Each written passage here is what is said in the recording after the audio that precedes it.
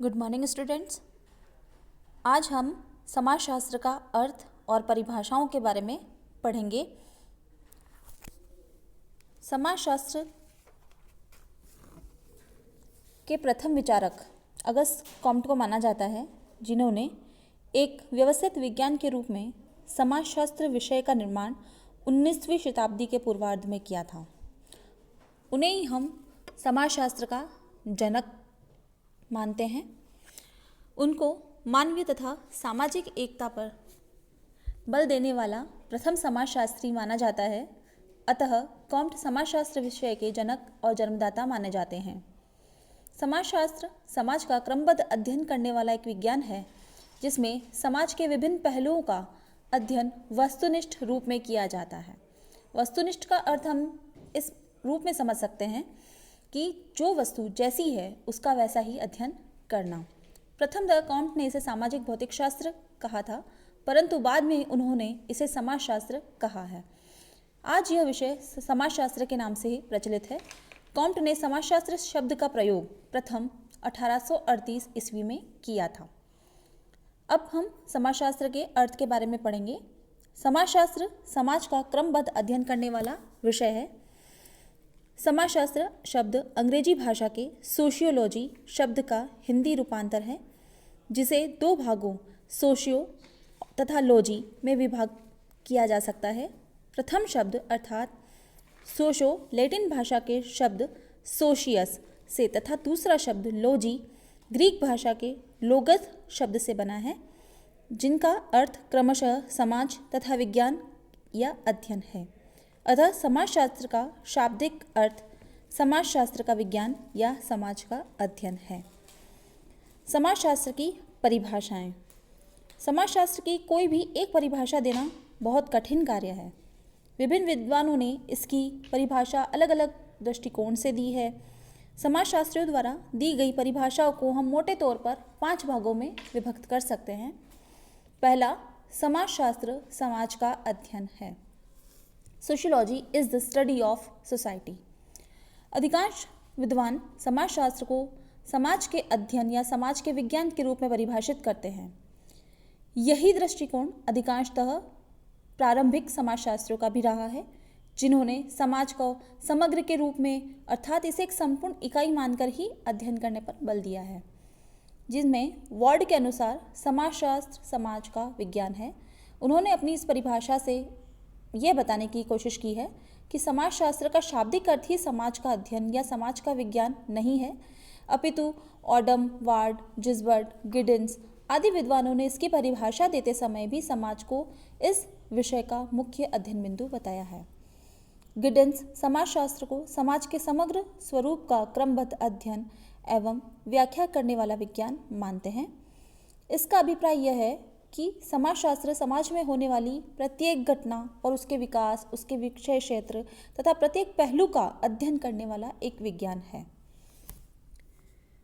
Second, समाजशास्त्र सामाजिक संबंधों का अध्ययन है। Sociology is the study of social relationships. MacIver व पेज इसके प्रमुख प्रवर्तक रहे हैं।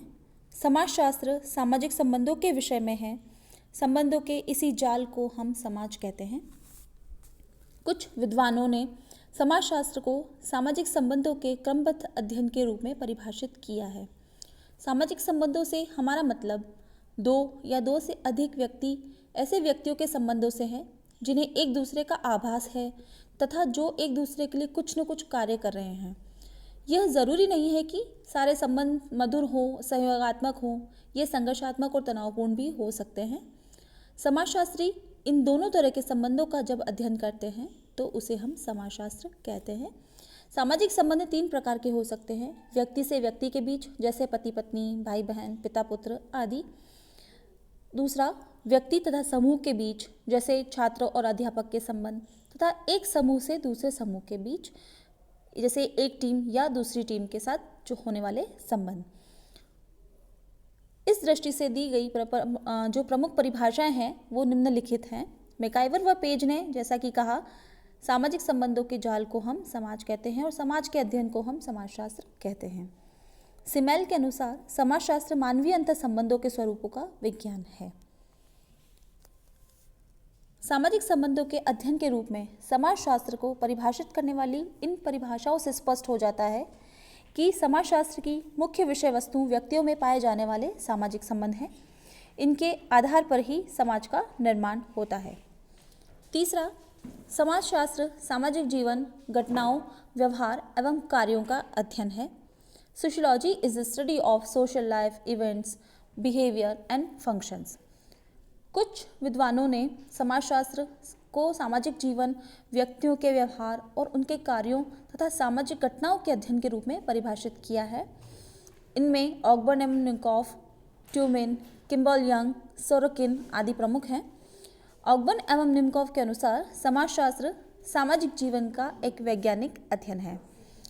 उपयुक्त परिभाषाओं से हमें पता चलता है कि समाज का विज्ञान होने के नाते समाजशास्त्र समाज के अन्य विज्ञानों जैसे राजनीति शास्त्र, अर्थशास्त्र, मनोविज्ञान, मानवशास्त्र आदि से भिन्न है। इसमें हम सामाजिक जीवन का अध्ययन करते हैं। इसके साथ ही हम सामाजिक व्यवहार एवं सामाजिक व्यवहार का से होने वाले व्यवहार का अध्ययन करते हैं। नेक्स्ट, समाजशास्त्र सामाजिक समूहों का अध्ययन है। Sociology is the study of social groups. व्यक्ति समाज में हमेशा अकेला नहीं रहता है, अपितु अन्य व्यक्तियों के साथ रहता है। वास्तव में व्यक्ति का जीवन विभिन्न सामाजिक समूहों का सदस्य होने के कारण ही संगठित जीवन है। इसी बात को आधार मानकर कुछ विद्वानों ने समाजशास्त्र की परिभाषा सामाजिक समूहों के रूप में दी है। इसमें हैरी एम जॉनसन के अनुसार समाजशास्त्र सामाजिक समूहों, उनके आंतरिक स्वरूपों या संगठन के स्वरूपों, उन प्रक्रियाओं को जो उस संगठन को बनाए रखती हैं या परिवर्तित करती हैं और समूहों के बीच में पाए जाने वाले संबंधों का अध्ययन करने वाला विज्ञान माना जाता है। समूह के 3 तत्व माने जाते हैं। दो या दो से अधिक व्यक्तियों का संग्रह, उनमें प्रत्यक्ष या अप्रत्यक्ष संबंध का होना या उनकी आकार तथा आधार सामान्य हित या उद्देश्य का होना।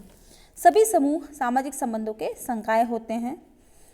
इस अर्थ में किसी भी समूह में उनके सदस्यों के बीच कुछ न कुछ लक्ष्यों की प्राप्ति या आंशिक साकार निहित रहता है। नेक्स्ट, समाजशास्त्र अंतःक्रियाओं का अध्ययन है। Sociology is the study of interactions. मानव एक सामाजिक प्राणी है और अपनी आवश्यकताओं के लिए वह एक दूसरे के ऊपर निर्भर रहता है। यह स्वाभाविक ही है कि आवश्यकताओं की पूर्ति के दौरान उनमें संबंध, सहयोग तथा अंतःक्रियाएं हो। व्यक्तियों की सामाजिक क्रियाओं एवं अंतःक्रियाओं का अध्ययन समाजशास्त्र में किया जाता है। सभी क्रियाएं सामाजिक नहीं होती, केवल वे ही क्रियाएं सामाजिक होती है जो अर्थपूर्ण होती हैं या इस नाते में कि अन्य व्यक्तियों द्वारा समझी जा सकती है, जिसका निर्धारण समाज या समूह के द्वारा किया जाता है। मैक्स वेबर, गिलिन एवं गिलिन, जिन्सबर्ग आदि विद्वानों ने समाजशास्त्र की अग्रलिखित परिभाषाओं में इन्हीं क्रियाओं एवं अंतःक्रियाओं को आधार माना है। वेबर के अनुसार समाजशास्त्र एक ऐसा विज्ञान है जो सामाजिक क्रिया का निर्वचन, अर्थ व्यक्त करने का प्रयत्न करता है ताकि इसकी गतिविधि तथा परिणामों के स्वरूप कारण सहित विवेचना की जा सकती है। उसी के अनुसार गिलिन एवं गिलिन ने समाजशास्त्र को विस्तृत अर्थ में जीवित प्राणियों के एक दूसरे के संपर्क में आने के परिणाम स्वरूप उत्पन्न होने वाली क्रियाओं का, अंतःक्रियाओं का अध्ययन कहा जा सकता है।